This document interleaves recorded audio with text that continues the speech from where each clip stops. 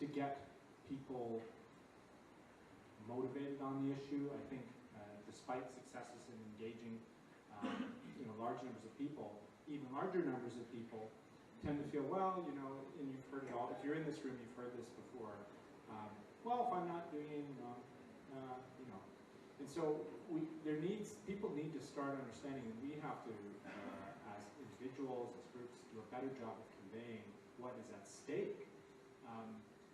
It's people's self-exploration, people's ability to find out who they are. Think of a teenager who, I like to think of a teenager who is thinking about maybe coming out, and they're doing research about, what the feelings that they're having, these kinds of things, because they think they can do so privately. I mean,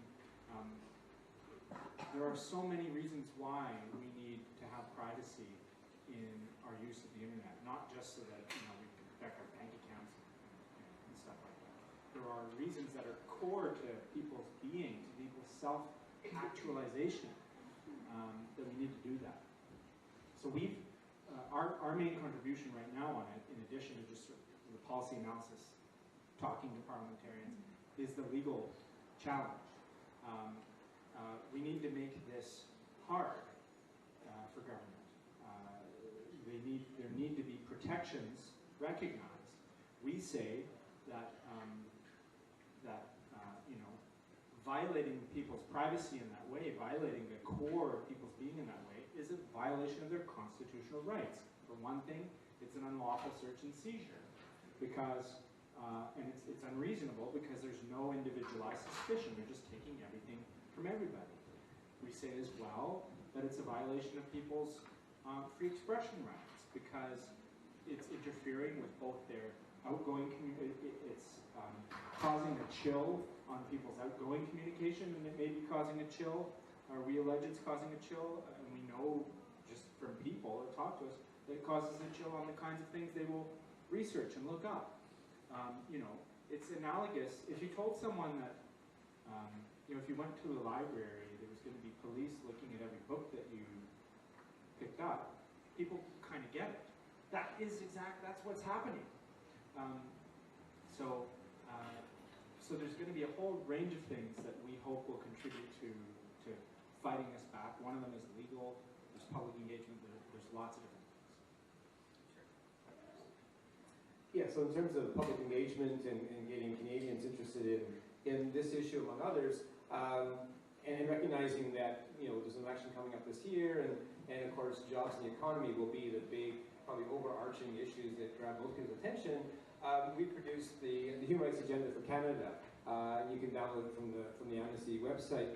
And yes, we acknowledge that jobs and security, as it's being sort of promoted and characterized by the government, are there. But we also talk about what are the human rights implications of some of those government policies, and obviously the whole issue of protecting security and defending Canada's borders are of course important issues for any country to consider. But the huge challenge or a huge issue for us is around the complete lack of oversight. And I think that's been something that's been a theme for us for a long time, but certainly the last couple of years, especially since the May-Harar inquiry or Commission of Inquiry, where there were very clear instructions and a model provided to extend the oversight over the RCMP and bring in the other agencies that were responsible for different aspects of security and the border patrols and so on. But none of those recommendations have been enacted. So we're inviting Canadians to talk to the members of Parliament, to talk to their candidates about that lack of oversight around security issues and the border protections. Sure. Yeah, I mean, I'd agree with a lot of that. I think it's basically it's a multi-pronged approach. Is what we need. Is definitely the charter challenges absolutely invaluable. Open media, I guess, are part of the puzzle is civic engagement. That's kind of what we do. At the moment, we're actually crowdsourcing ideas from Canadians as to how to fix this problem. What would that rollback actually look like? What legislation would need to be changed? What are the key principles that we'd need to, I guess, entrench in any future pro-privacy legislation? Things like just making certain that the government needs to get a warrant things like ending mass surveillance, strengthening oversight and accountability. Canada should really be a leader, in terms of the global context as well. We need to start thinking not just about the government spying on Canadians, but it's also spying on other countries' citizens as well, and their agencies are spying on our citizens. So, at the end of the day, this is going to need, a global solution. We're working on that. We're trying to rally, the political pressure as well, and encourage decision makers from all the parties to do the right thing. Because there are conservative backbenchers who are deeply unhappy, I think, with the direction this government is going. Certainly, that's the case as well with the Liberals and the other parties. So I hope they do the right thing at the end of the day. Thank you. You've touched on a lot of the really issues that are really key in my mind when you talk about the public engagement. The question, is there enough momentum in society, or is there too much apathy and that mindset? Okay, I'm not doing anything wrong, so I'm not being targeted, I'm not being threatened by this. And then also the question of oversight. My question, maybe I'd like to dig a little bit deeper into the oversight question. What would a system look like that would actually really work effectively? I mean, we've heard around the discussion with C51 that the oversight bodies they don't have enough resources. Do they have enough capacity in terms of their legal requirements? Do they have enough capacity in terms of resources? What would it look like? What would a system look like that would actually work, that would actually be able to sort of quell the surveillance? And the other question for me is is there a way to engage individual citizens in actually watching the spies by, for example, giving them the right to have access to the information that's being collected about them by governments and by private corporations? So here, the question, what would an oversight system look like? Is there a way to engage citizens in that oversight?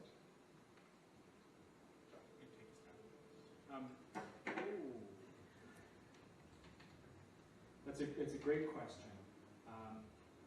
So there's a huge expansion of these powers for the spy agencies.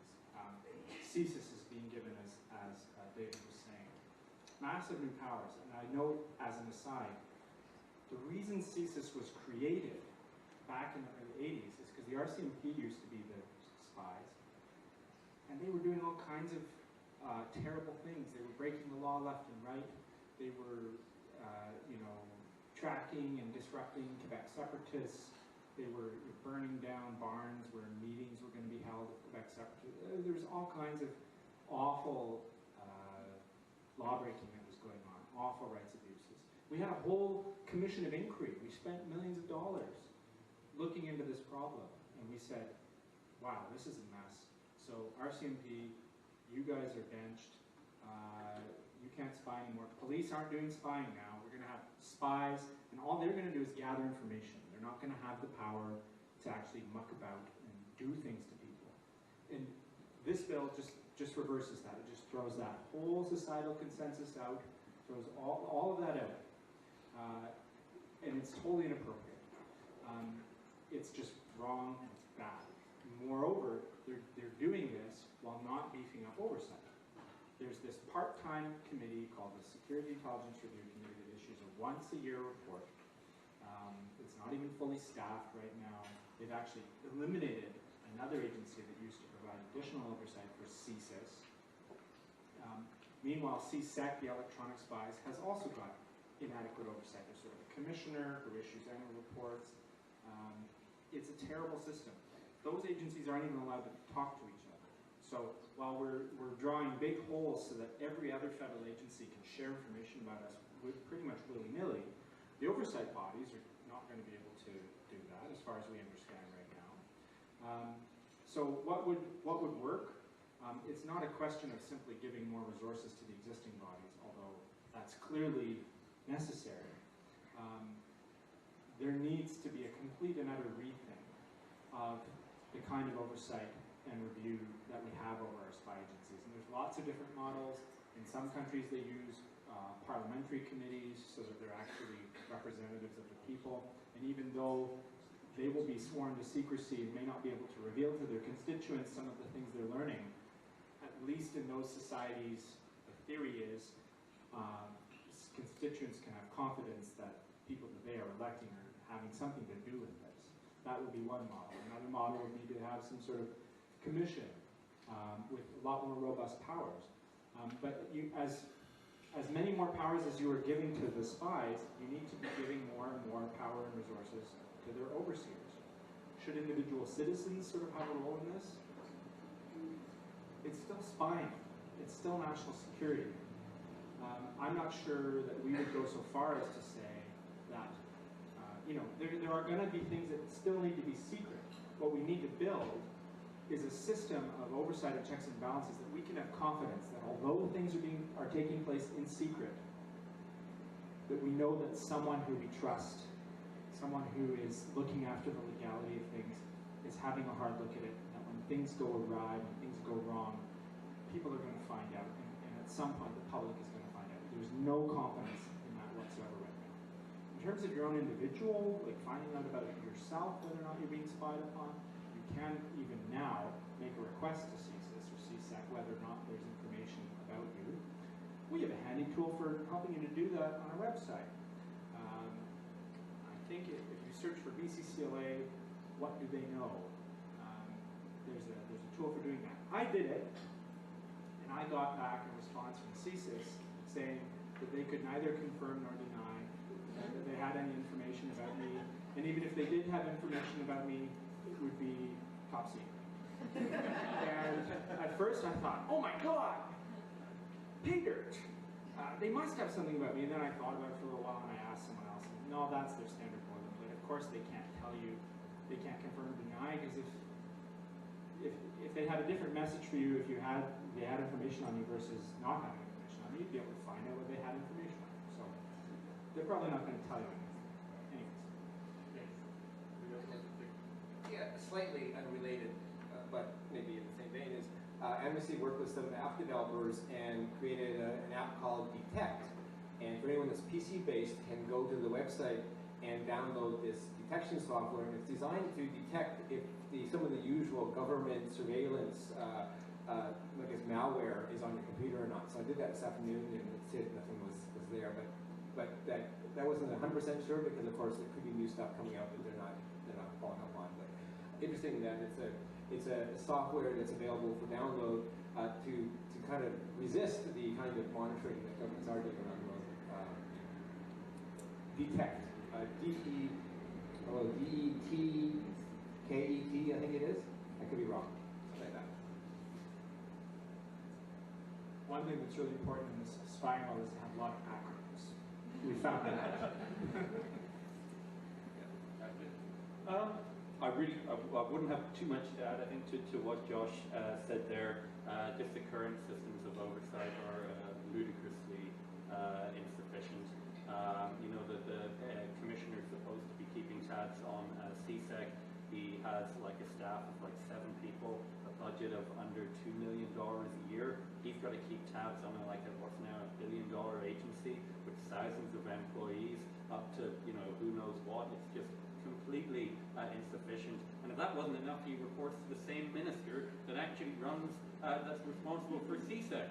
So he's the last guy in the world you think the Oversight Commissioner should be reporting to. But that's just one small illustration of, I think, where we're at the moment. Okay, thank you so much again. I will now open up the floor for questions from the audience, because I'm sure there's a lot of question marks in the room and lots of comments and feedback, so I see hands rising up. That's great. 2 things. We only have a microphone with a cable, which means that I'll have to ask you to just come up to the front and speak into the microphone so everybody can hear you. If you really can't come up to the front, we'll try to get to you somehow. But if you can, please come up to the front. And also, we want to make sure that we get in as many questions as possible. We'll also collect some questions from the live stream. So we will limit the time that you have for the questions, and we'll start with 1 minute and see how that goes. So we will enforce that, and we'll also enforce short statements of maximum 2 minutes. If you can be shorter than 1 minute, even better. If we're seeing long questions, we might bring it down to 30 seconds. But we'll start. So I'm not exactly sure who was first, but I see 4 questions. I think you may have been first here in the black sweater. And then, sorry, you were first, I think, and then you next. Oh, you the same question? No. Okay, great, wonderful. Would you just come up and say who you are and then ask your question? for a wonderful talk.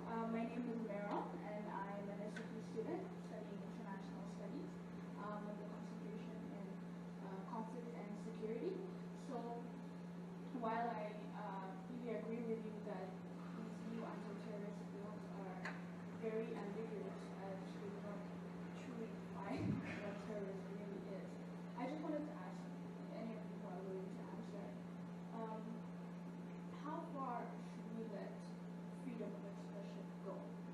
I'm all for free speech, obviously studying international studies, living in a liberal country like Canada, but recently I've been really questioning how far we should let freedom of expression go, because sometimes it's also used as a tool to further marginalize different minorities and different communities. Even in the past, before social media, if you look at countries like Rwanda, media was used to instigate the genocide. And even when I was looking on Twitter just the other day after watching American Sniper, which was a movie I really hated, I saw different tweets about, I just feel like killing different Arabs right now. I just feel like, just really hateful speech. So, we have a question? Yeah, so I just wanted to ask, like, how far, should we let freedom of expression go, and how far should there be any methods to control that? Thank you. Thank you so much. Who wants to take a stab at that? Was it directly at everybody? I don't think so. So anybody wants to? I'll take a shot. So it's a very good question. Our position at the Civil Liberties Association is to favor as close to absolute freedom of expression as possible, and that the harms that may flow from things people say should be dealt with in ways by, for example, marginalizing that speech, by responding to it, by educating, by having robust human rights commissions which have been guided across the country to actually do anti-racist education, to produce enough sort of counter speech to marginalize those messages. What we definitely say is that, as awful as it may be for someone to say, oh, I support this or that faction in the Middle Eastern conflict, or I support this or that group somewhere else in the world doing something, that it does not make you a terrorist to speak in support or against things that are happening in other countries or in this country. And that criminalizing people for saying those things is bad for a number of reasons, however hurtful the things may be that they say. For one thing, it stops these people from saying these things, so we no longer then have an ability to identify who are the people that we need to watch out for. Far better if someone is starting to think seriously about doing something awful, that they be talking about it so we understand who they are. If it becomes a crime to even speak about it, that is going to be potentially very problematic. Whatever the response needs to be, we say charging people for terrorist offenses for saying things on Facebook is not a response. Did you guys want to add something, or I think we'll go to the next question. There was lots more. I've got 4 here. I'm not 100% sure who was first, but we'll get to all 4 of these. So you here and you in the front. So let's go with you. The question is for David. Metadata. Can you explain what it is and why it's important? Yeah, I'm Philip Joie. Okay, metadata is basically, the word means data about data. It's effectively, it's what they are collecting on a massive scale on pretty much everybody. The most practical example I can give is the way the NSA is collecting the phone records of every call made within or into or out of the United States. The government will say, oh, but we're not actually listening in on your phone calls, we're only keeping tabs on who phoned who and when. That's not exactly strictly true. By bulk collecting metadata in this way, even if it's just the times and dates of phone calls, it can then analyze that at a later date, and by doing so it can reveal a huge amount of information about someone's personal life. everything from your sexual orientation, your political and religious beliefs, your financial status, your medical information. Imagine if you phoned an HIV/AIDS advice clinic, for example, even if you just phoned the dentist, they'll know you've got tooth problems. You know, when this whole thing, I'll keep this brief, when the Snowden revelations first came out, I actually did this wee mental exercise myself, where I was thinking, how much could they tell about me, just if they knew who I'd phoned, and never mind even checking my internet activity, because they do that too, but just listening to my phone calls. They could tell where I worked, they could tell who my friends are, they could tell which political party I supported, they could tell you know, whether I'd been to the doctor recently, they could tell who my partner was and where she lives, and how often we saw each other.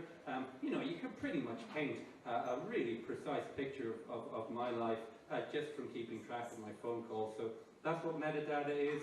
That's why it's so worrying that they're collecting this stuff on all of us in these databases that can basically be searched forevermore whenever you cross their radar screen. Thank you so much. We had a question in the 5th row. Yeah. You want to come up, please? Thank you. My name is Frank Sebastian, and any of you can pick up on my question. Would you say that this country has struck the right balance between national security and privacy pre-911? And post-911, is there any state that you hold out as a shining example of striking the right balance between privacy and national security? And if not, should that be seen, should the current state be seen as the new norm of a mass surveillance state? Thank you. Thank you. Directed at you generally. Anybody wants to take a stab? Maybe John or Chris? Wait, certainly.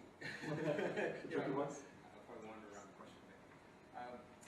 Yeah, I'm not sure that there are many shining examples out there, and the thing is, it's a very changing environment. I wanted to mention earlier, and I wasn't quite sure it would fit in, but in the UK, after the Snowden revelations, we looked at, Amnesty looked at what was happening in the UK and what he reported on this big Tempura project, I think it was called, and how the government was, the agency, the CGHQ or something like that, were collecting data on all the phone calls and emails that were running through all those very popular US services, which meant that they were using these fiber optic lines that were leaving the UK and then coming back. And they were collecting all this data, which concerned Amnesty because, of course, we have a lot of sensitive communications with activists around the world who might be interacting with our researchers and staff in the Amnesty office in London.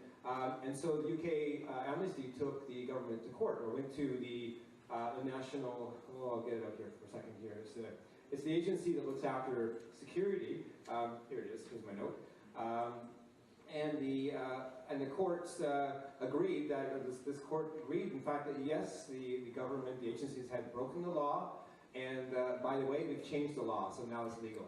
And so that's what you're up against. So even if you find an example where something is going well, or you get a good judgment, or a good ruling, governments are very quick to then change the law and to make what they were doing legal. And so that's where we're kind of seeing that around the world, where they just change the law and say, okay, now it's legal, so tough. Add two brief things. In addition to all of the additional laws that have been put in place, it's the technology. So prior to 9/11, a lot of this stuff just wasn't possible, it wasn't an issue. If you wanted to wiretap someone's phone, they had to send someone out in coveralls with pliers. They were literally fixing wires on your phone wires, which was expensive. You had to pay them for their time. It wasn't something you did lightly. This can all now be done, of course, still expensively, but once you put the infrastructure in place, just can be done all the time. And so both the legal landscape and the, maybe there was certainly a better balance before 9/11. It wasn't perfect even then. We had problems with our spies even before that, but it's dramatically changed. The other thing, I think, this was always kind of the case, but it's become so much more poignant after 9/11 has been the targeting of specific minorities, and particularly the Muslim community in our country and in other Western countries, and persons of color, people people who are marginalized, people who are lacking in different kinds of privilege, are far more likely to be targeted by these measures. Even in the introduction of these measures, the new measures last week, we heard about violent jihadis, and all this kind of stuff. The whole thing is being pitched in this us versus them, in this Western world versus the Muslim world dynamic, which is based in racism, I think, or which calls to a racism that exists in society at the very least, and which damages certain communities much more than others. All right, so the front row.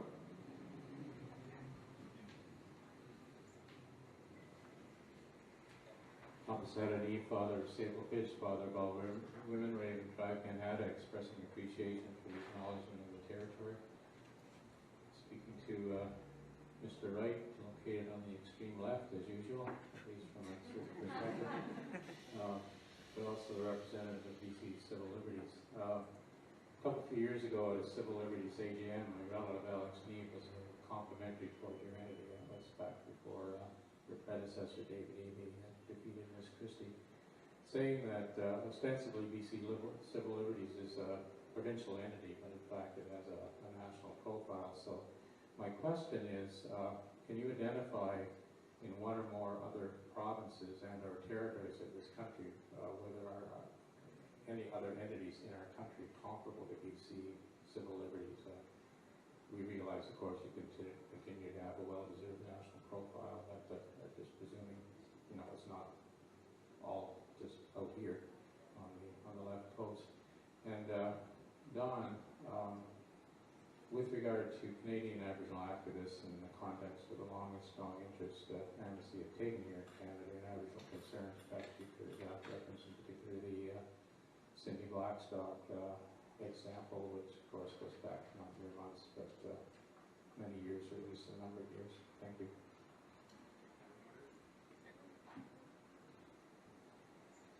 Thank you for the kind words. We are a provincial organization, but we do work at the national level. Most recently, you may have heard of the physician-assisted dying victory last Friday, which was our victory along with the families working on it. So I'd like to say we do have a track record of success, and it's improving. There are other organizations working on these issues across the country. Of course, Amnesty International, and it's both in its Vancouver and its Ottawa offices. There are other civil liberties associations in other provinces, Canadian Civil Liberties based out of Toronto, the International Civil Liberties Monitoring Group, which is based out of Ottawa. So various groups, and of course the National Council of Canadian Muslims as well, working a lot on these issues, a civil liberties group of Canadian Muslims based in Ottawa. We all need to work together on these things. The one thing additional that I just want to mention is this should all be of particular interest to First Nations. I'm going to be speaking to the Chiefs Council of the Union of BC Indian Chiefs about the bill this week.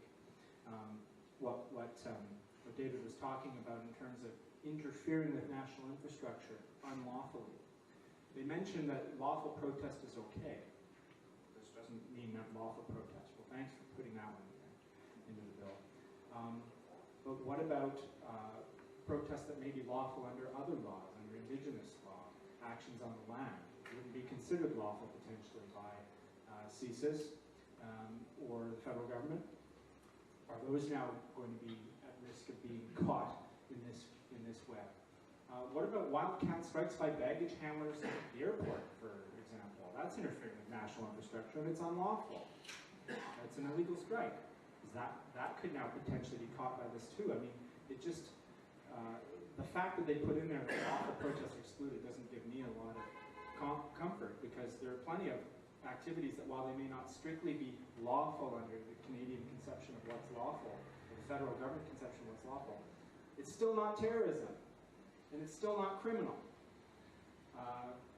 And so we have some real concerns about it. And Alex Neve does talk very highly of the BCCIC UCLA, so that's great.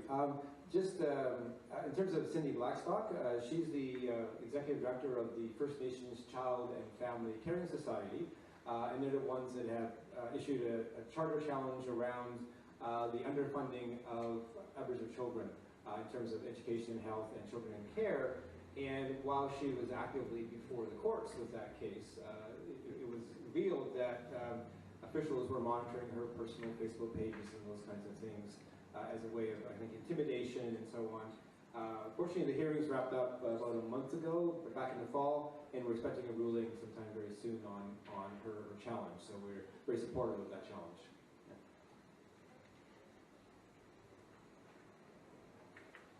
Thank you so much. So I had a question here in the third row, but I also want to make sure there's not any questions that I have overlooked from the right hand of the room, because we've only heard the question on the other side.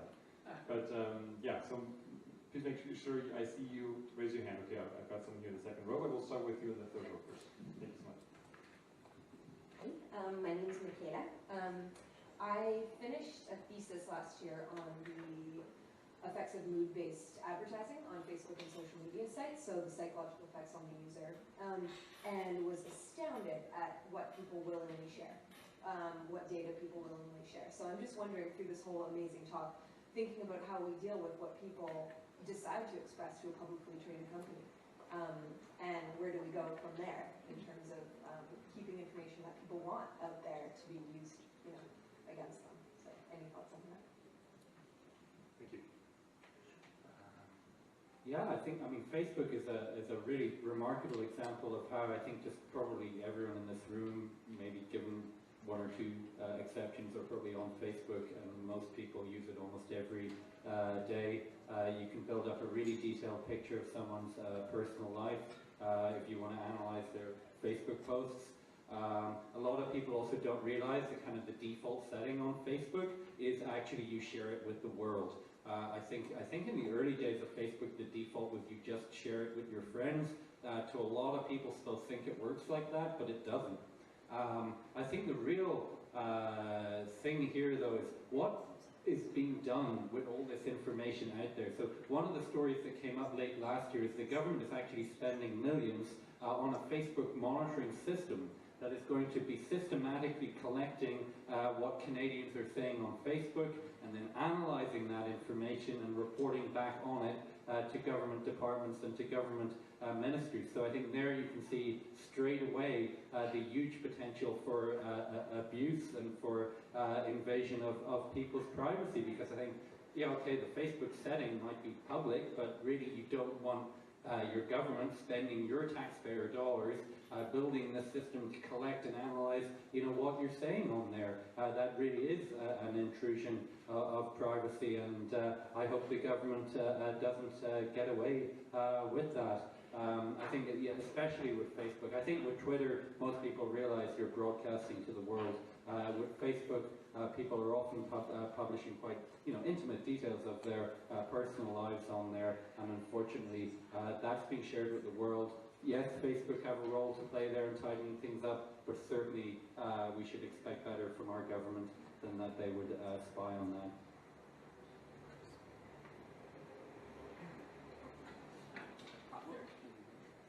I was at a workshop or a session last week at UBC on storytelling in the digital age.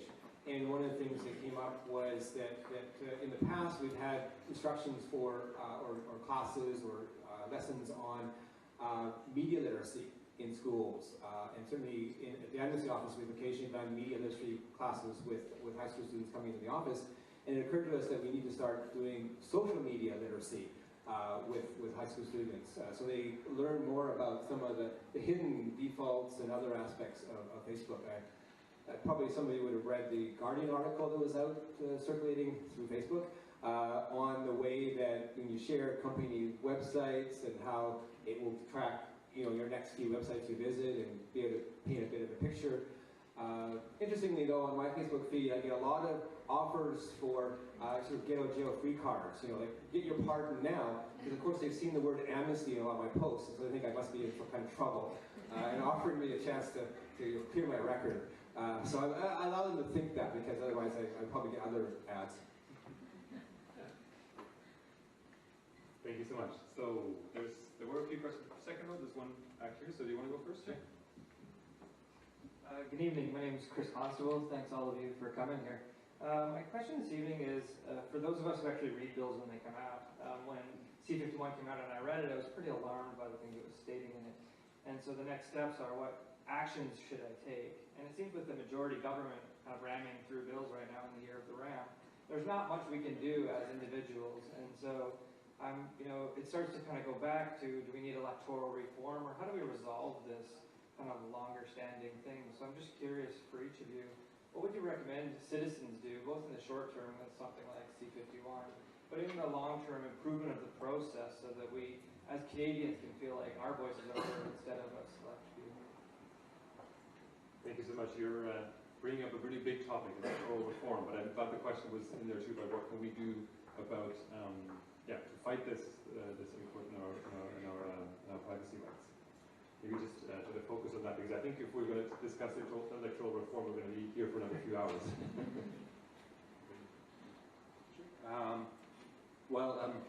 I think it's really important that people get involved and engaged, especially that's kind of the longer term thing. That there's 3 organisations here. There are many others across Canada working as part of a pro-privacy coalition.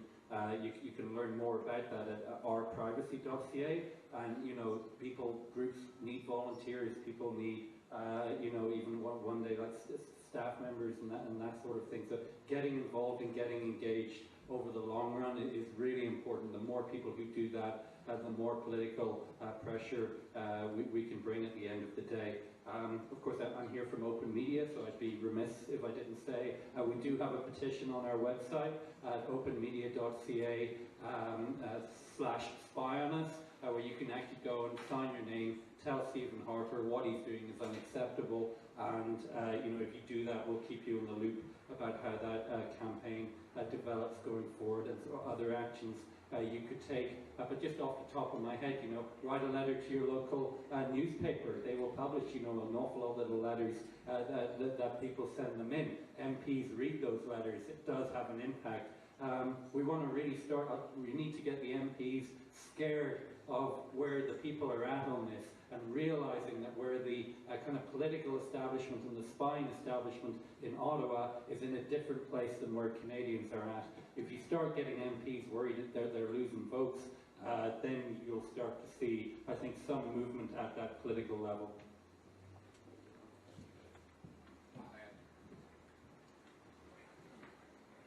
I just want to add one note that I think visiting MPs and then later on all candidates meetings is really important.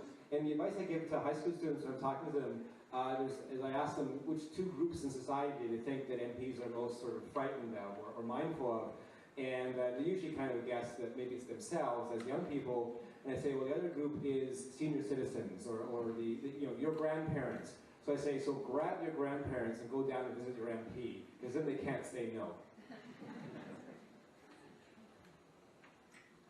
Okay, great.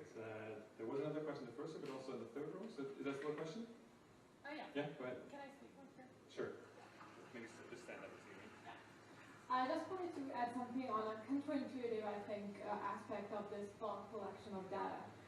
It seems to me, and I've read it, and a lot of people have said it, but I just want to add this to the discussion, that if we're all potential criminals or terrorists, no one is. So if they want us to buy into this idea that they're doing it for, for us, to keep us safe, well, it's clearly not true, I think. The more they collect, the less they can analyze. So it seems to me that it's clearly a tool to go against people who dissent, people who just who are different, who belong to minorities. Yeah, that's it. Thank you. Thank you. I think that's more of a comment. Is there anybody who wants to provide it? Yeah. Brief, validating comment. And there are experts who have been saying that this is not effective, and it hasn't proven effective. I mean, there's been bulk collection going on for years, and terrorist attacks keep happening. There are intelligence experts and stuff who talk and do research and go to commissions and say, you know, it becomes impossible for us to actually sort anything out of this. So I just add that. Okay, very much. So, very agile.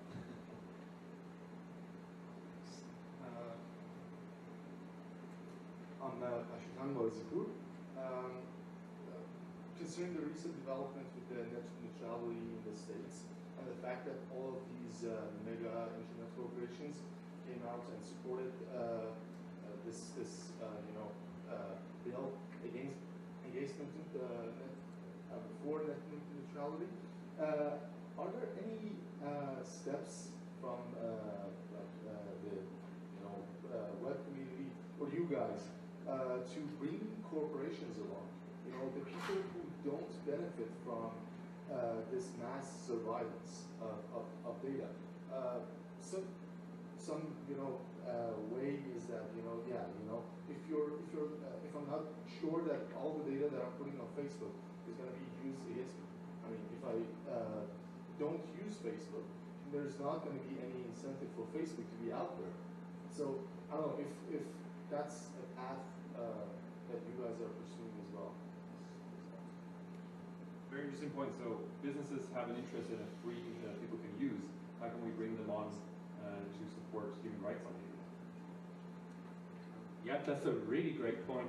I think for one example, I refer to the Privacy Coalition. That's not just civil liberties groups. We've actually got a number of businesses, especially in the tech sector, who are on board that coalition, who think privacy, these kind of privacy invasions are wrong in principle. They're also bad for business. On the larger scale, when it comes to kind of the giant, the Apples and the Googles of this world, the picture is a bit mixed there. Some of these companies were effectively collaborating with the spy agencies until it all kind of came out in June 2013, what was going on. Some of them are sort of backtracking on that now. But there's also an interesting thing I think we're seeing now that these corporations need to respond to their customers' concerns. And as we see more and more concern about privacy out there in the general public, we also see people, demanding better from companies like Facebook, from companies like Apple. For example, Apple at the moment is now encrypting all its laptops that use its new operating system. The hard drives are just encrypted by default. Because if it's an option, yeah, sure, many people in this room maybe who are privacy conscious would click that, but most people out there don't bother going into the options menus. If it's something that's on by default, that's a whole different kettle of fish. It means, people now, and it won't be too long, I think, before almost everybody's laptop, whether it's Apple or Windows, people will start using these kind of encryption built in by default.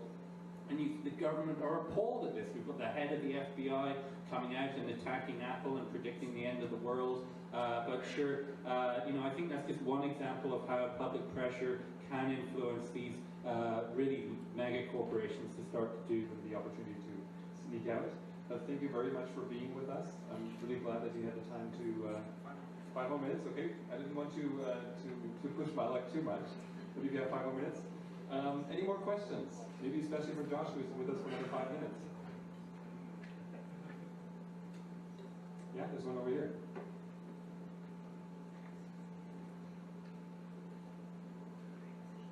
Hi. I have 2 quick questions, but they're big questions. Do you think that this escalation of surveillance that's represented by these latest bills is in fact a threat to democracy in as much as it's impeding civil liberty, basically civil society, from participating in democracy? That's the first question. And the second is, are we seeing the actual enshrinement of the criminalization of dissent itself? Huge questions. I have to leave precisely 7:30 for childcare reasons, shift change at home. My partner has something else she needs to go do, so I gotta get home. So I'm sorry I won't have the opportunity to chat with many of you afterwards. Many of you. But look us up online, BCCIC.org. It's a huge threat to democracy. It's a huge threat to democracy. It's a massive rebalancing of power between citizens and states, and it has the potential to creep into everything it does creep into everything that we do, even without our knowing it. And once people start realizing it, then it affects our actions, and it affects the way in which we interact with our government. It affects the way we interact with each other. It affects the way we interact in a whole range of different settings, including politically, including in our organizations and our associations. It really has the power to affect and to change everything. And as such, it represents a huge threat to democracy, a huge threat to people's participation, people's organization, a huge threat to dissent. There's so many different examples, and we've already been seeing examples where we're actually, by some miracle, getting some documents out of the government that show that they've been spying on environmental groups here in British Columbia, opposed to pipeline developments, that they've been spying on the I Don't Know More movement, spying on First Nations generally, and some of this is just the traditional kind of boots on the ground kind of spying, never mind all of the electronic spying that's going on. And I know personally people whose political involvement that has chilled, who have said that they're afraid to get involved in popular movements here in British Columbia because they're afraid of blowback somehow. I've heard anecdotes from people who didn't want to make themselves public, of people getting visits from the local RCMP when they were getting involved in different natural resource activities, political activities. This is appalling, and it's only going to get worse and worse. And that's why we are fighting so hard. This is really about our democracy. And going back to, we're abandoning some things in this new bill that were part of the Magna Carta in the 800 years ago, when people, nobles at the time, got fed up because the king was doing all kinds of super arbitrary things. And they said, no, you can't do that. Eventually, it wasn't just nobles who had those rights, it was commoners who had those rights. And we're turning that on its head. You're going to be able to be arrested now. It's already a crime to get together with someone else in your basement and start talking about you're going to blow something up. That's a crime. So if they have evidence of that, arrest the person. Deal with it under the criminal justice system with the procedural protections that are there. You do not need to throw people in jail merely because you think they may do something. Because why? Because of the color of their skin? Because of the series of things that they click like on Facebook? People are going to wind up in jail now? It's ridiculous. And it turns all of our civil liberties, the rule of law, completely on its head. It is a threat to democracy. With that, I'm going to head out. Thank you very much, and enjoy the rest of the evening.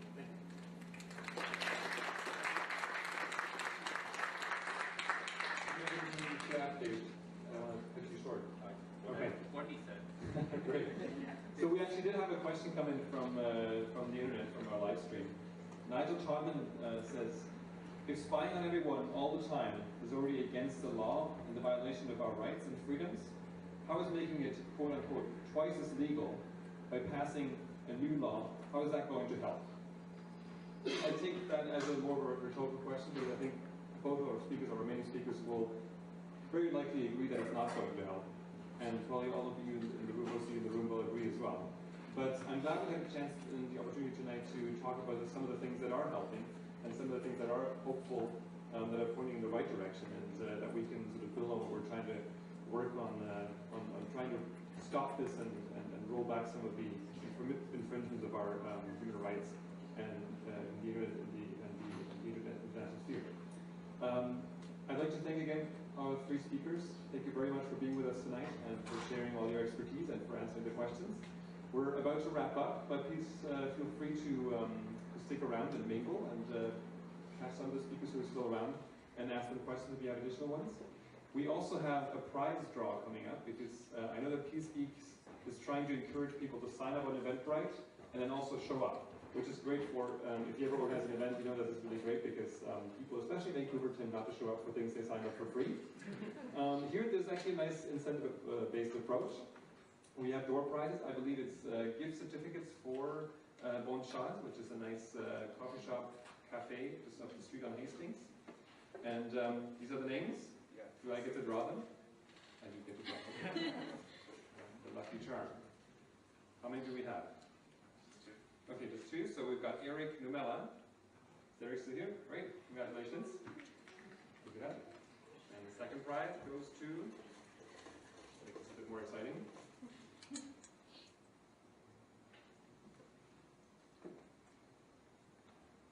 I hope I pronounced this last name right. It's Michelle Uzela. Great. Congratulations. And then, thank you very much to all of you for being here to spend the evening with us. I hope you enjoyed the conversation. You hope you had a chance to ask your questions. I should also say that we have another Peace Talk coming up in March, on March 4th, and the topic for that is digital ethics in the age of ISIS. So do stay connected with PeaceTalks and join us for the next Peace Talks. Do also stay connected with the organizations that our speakers represented are doing great work. And yeah, please feel free to stay back and mingle and ask some more questions. Thank you so much for your attention.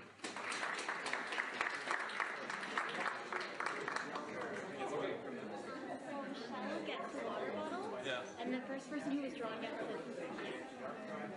Oh, yes, our privacy.